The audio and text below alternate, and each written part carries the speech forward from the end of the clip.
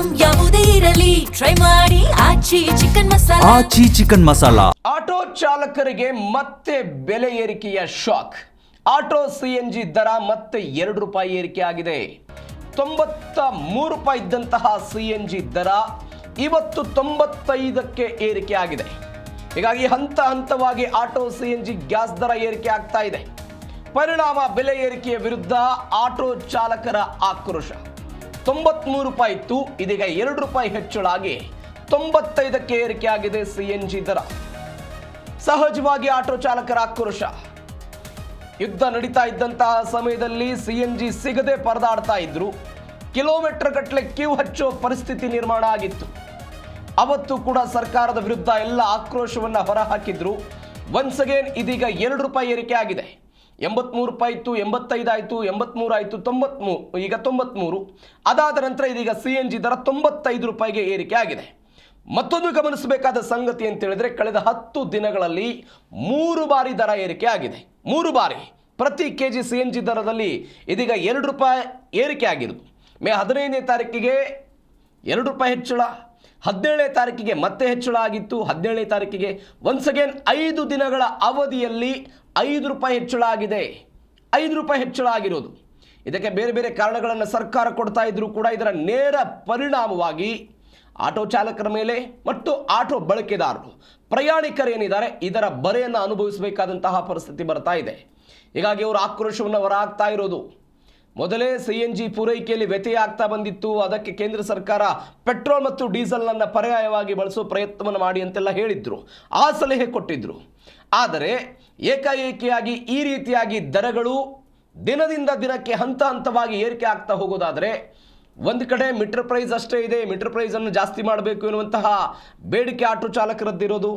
ಎರಡನೆಯದ್ದು, auto ಚಾಲಕರ ಸಹಾಯಕ್ಕೆ ಸರ್ಕಾರಗಳು ಬರಬೇಕು ಅಂತ, ಸರ್ಕಾರ ನಮಗೆ ಸಹಾಯ ಧನವನ್ನು ಕೊಡಬೇಕು ಅಂತ ಅವರು ಬೇಡಿಕೆ ಇಡೋ ಪ್ರಯತ್ನವನ್ನು ಮಾಡಿದ್ದಾರೆ. ಅದಕ್ಕಾಗಿ ಸರ್ಕಾರದ ವಿವಿಧ ನಾಯಕರುಗಳನ್ನು, ಮುಖಂಡರುಗಳನ್ನು ಭೇಟಿ ಮಾಡೋ ಪ್ರಯತ್ನವನ್ನು ಮಾಡಿದ್ರು. ಅದು ಕೂಡ ಆಗಲಿಲ್ಲ. ಒನ್ಸ್ ಅಗೇನ್ ಇದೀಗ ದರ ಏರಿಕೆ ಆಗಿದೆ. ಹಾಗಾದರೆ ಈ ದರ ಏರಿಕೆ ಇಷ್ಟೇ ಇರುತ್ತಾ? ಇದು ಕಡಿಮೆ ಆಗುತ್ತಾ? ಇದು ಸದ್ಯಕ್ಕಿರುವ ಮಾಹಿತಿಯ ಗೊಂದಲ. ಯಾಕಂದರೆ ಯುದ್ಧ ಒನ್ಸ್ ಅಗೇನ್ ಕಂಟಿನ್ಯೂ ಆಗ್ತಾ ಹೋಗೋದಾದರೆ ಈ ದರ ಮತ್ತಷ್ಟು ಏರಿಕೆ ಆಗುವಂತಹ ಸಾಧ್ಯತೆಗಳಿರುತ್ತೆ. ದರ ಮತ್ತಷ್ಟು ಏರಿಕೆ ಆದರೆ ಅದರ ಪರಿಣಾಮ ಆಟೋ ಚಾಲಕರಿಗೆ, ಅದಾದ ನಂತರ ಪ್ರಯಾಣಿಕರಿಗೆ ಸಹಜವಾಗಿ. ಇದೀಗ ಸಿಎನ್ಜಿ ಗ್ಯಾಸ್ ದರ ಮತ್ತೆ ₹2 ಹೆಚ್ಚಳ ಆಗೋ ಮುಖಾಂತರ ₹95 ಆಗಿದೆ. ಈ ಬಗ್ಗೆ ಹೆಚ್ಚಿನ ಡೀಟೇಲ್ಸ್ ಕೊಡ್ತಾರೆ ನಮ್ಮ ಪ್ರತಿನಿಧಿ ಭವ್ಯ. ಸುನಿಲ್ ಫೋನ್ ಸಂಪರ್ಕದಲ್ಲಿದ್ದಾರೆ. ಭವ್ಯ, ಆಟೋ ಚಾಲಕರಿಗೆ ಒಂದು ಬರೆ ಅಂತ ಹೇಳ್ಬೋದಾ ಇದನ್ನ? ಕಳೆದ 10 ದಿನಗಳಲ್ಲಿ 3 ಬಾರಿ ಏರಿಕೆ ಆಗಿದೆ ಅಂತೆ. ಖಂಡಿತ ಪ್ರವೀಣ್, ಯಾಕಂದ್ರೆ ಈಗಾಗಲೇ ಆಟೋ ಚಾಲಕರು ಕಂಗಾಲ ಆಗೋಗಿದ್ದಾರೆ. ಯಾಕಂದ್ರೆ ಯಾವಾಗ ಯುದ್ಧ ಅಂತ ಘೋಷಣೆ ಆಯ್ತು, ಈ ಸಂದರ್ಭದಲ್ಲಿ ಅವ್ರಿಗೆ ಈಗಾಗಲೇ ಗ್ಯಾಸ್ ನ ಸಮಸ್ಯೆ ಇರುವಂತದ್ದು. ಬಹುತೇಕ ಜನ ಬಾಡಿಗೆ ಬಿಟ್ಟು ಬೇರೆ ಬೇರೆ ತಮ್ಮ ವೃತ್ತಿಯನ್ನ ಕೂಡ ಕಂಟಿನ್ಯೂ ಮಾಡ್ತಾ ಇರುವಂತದ್ದು. ಸದ್ಯ ಪೆಟ್ರೋಲ್ ಡೀಸೆಲ್ ದರ ಏರಿಕೆ ಬೆನ್ನಲ್ಲೇ ಇವತ್ತು ಸಿಎನ್ಜಿ ಬೆಲೆ ಕೂಡ ಏರಿಕೆ ಆಗಿದೆ. ಕಂಪನಿಗಳು 9 ದಿನದಲ್ಲಿ 3ನೇ ಬಾರಿ ಸಿಎನ್ಜಿ ದರ ಏರಿಕೆ ಮಾಡಿರುವಂತದ್ದು. ಬೆಂಗಳೂರಿನಲ್ಲಿ ಸಿಎನ್ಜಿ ದರ ₹2 ಏರಿಕೆ ಆಗಿದೆ. ಅಂದ್ರೆ 93 ರೂಪಾಯಿ ಇರುವಂತದ್ದು ₹95ಗೆ ಹೆಚ್ಚಳವಾಗಿರುವಂತದ್ದು. ಇದರಿಂದ ವಾಹನ ಸವಾರರಂತೂ ಕಂಗಾಲಾಗಿದ್ದಾರೆ. ಅದರಲ್ಲೂ ಇವತ್ತು ಶಾಂತಿನಗರ ಗ್ಯಾಸ್ ಮುಂಭಾಗದಲ್ಲಿ ಸಿಎನ್ಜಿಗಾಗಿ ಚಾಲಕರು ಗಂಟೆಗಟ್ಟಲೆ ಕಾಯಬೇಕಾದ ಪರಿಸ್ಥಿತಿ ಕೂಡ ಎದುರಾಗಿರುವಂತದ್ದು. ಗಂಟೆಗಳ ಕಾಲ ಕಾದರೂ ಇಂಧನ ಸಿಗೋದು ಯಾವುದೇ ಕೂಡ ಇಲ್ಲ. ಇದು ದೈನಂದಿನ ಕೆಲಸ ಕಾರ್ಯಗಳಿಗೆ ಕೂಡ ಅವ್ರಿಗೆ ಅಡ್ಡಿ ಆಗ್ತಾ ಇರುವಂತದ್ದು.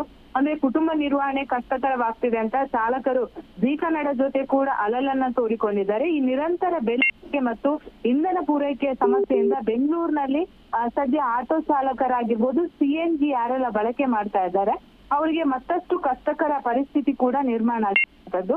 ಸದ್ಯ ಅಂದ್ರೆ ಇಲ್ಲಿ ಮಾತ್ರವಲ್ಲದೆ ಬೇರೆ ಬೇರೆ ದೆಹಲಿ ಆಗಿರ್ಬೋದು, ಎಲ್ಲಾ ಕಡೆ ಕೂಡ ಪೆಟ್ರೋಲ್, ಡೀಸೆಲ್, ಸಿಎನ್ಜಿ ದರ ಕೂಡ ಏರಿಕೆಯಾಗಿದೆ. ಸೊ ಇದು ಜನಸಾಮಾನ್ಯರ ಮೇಲೆ ಬರೆ ಅಂತಾನೆ ಹೇಳ್ಬೋದು. ಸದ್ಯ ಇವ್ರು ರೀಸನ್ ಕೊಡ್ತಾ ಇರುವಂತದ್ದು ಮಧ್ಯಪ್ರಾಂತ ಕಟ್ಟು ಇರಾನ್ ಅಮೆರಿಕ ಸಂಘರ್ಷ ಮುಂದುವರೆದ ಹಿನ್ನೆಲೆ ದೇಶಾದ್ಯಂತ ಈ ರೀತಿಯಾದಂತಹ ಬೆಲೆಯನ್ನ ಏರಿಕೆ ಮಾಡ್ತಾ ಇದ್ದೇವೆ ಅಂತ. ಸೊ ಇದರಿಂದ ಆಟೋ ಚಾಲಕರು, ಕ್ಯಾಬ್ ಚಾಲಕರು ಹೈರಾಣಾಗಿದ್ದಾರೆ. ಬೆಲೆ ಇಳಿಸಬೇಕಿದ್ರೆ ಇದು ದೊಡ್ಡ ಪರಿಣಾಮ ಮುಂಬರುವ ದಿನದಲ್ಲಿ ಆಗುತ್ತೆ ಅನ್ನೋದು ಈಗಾಗಲೇ ಚಾಲಕರ ಅಭಿಪ್ರಾಯವಾಗಿರುವಂತದ್ದು. ಅಷ್ಟು ಮಾತ್ರವಲ್ಲದೆ ಮತ್ತೊಂದು ಬೇಡಿಕೆಯನ್ನು ಕೂಡ ಚಾಲಕರು ಇಡ್ತಾ ಇದ್ದಾರೆ. ಯಾಕಂದ್ರೆ ಒಂದು ಕಡೆ ಸರಿಯಾದ ರೀತಿ ಗ್ಯಾಸ್ ಸಿಗ್ತಾ ಇಲ್ಲ, ಮತ್ತೊಂದು ಕಡೆ ಈ ರೀತಿಯಾದಂತಹ ಬೆಲೆ ಏರಿಕೆ. ಸೊ ಹೀಗಾಗಿ ಆಯಾಯ ರಾಜ್ಯದ ಅಂದ್ರೆ ಎಕ್ಸಾಂಪಲ್ ನಮ್ಮ ಕರ್ನಾಟಕ ರಾಜ್ಯ ಸರ್ಕಾರ ಇವರಿಗೆ ಇಷ್ಟ ಅಂತ ಮಂತ್ಲಿ ಅಂದ್ರೆ ಈ ಕೊರೋನಾ ಟೈಮಲ್ಲಿ ಯಾವ ರೀತಿ ಅವರಿಗೆ ತಿಂಗಳಿಗೆ ಇಷ್ಟ ಅಂತ ಹಣವನ್ನ ಕೊಡ್ತಾ ಇದ್ರು, ಅದೇ ರೀತಿ ಜೀವನ ನಡೆಸೋದಕ್ಕೆ ಇಷ್ಟ ಅಂತ ಹಣವನ್ನ ಕೊಡ್ಬೇಕಂತ ಬೇಡಿಕೆಯನ್ನ ಕೂಡ ಇಡ್ತಾ ಇರುವಂತದ್ದು.